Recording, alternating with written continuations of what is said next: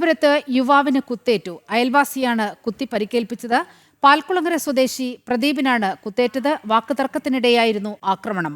അയൽവാസി വിശാഖ് കസ്റ്റഡിയിൽ. വിവരങ്ങളുമായി പ്രശാന്ത് ശങ്കരമംഗലത്ത് ചേരുന്നുണ്ട്. പ്രശാന്ത്, എന്താണ് സംഭവിച്ചത്?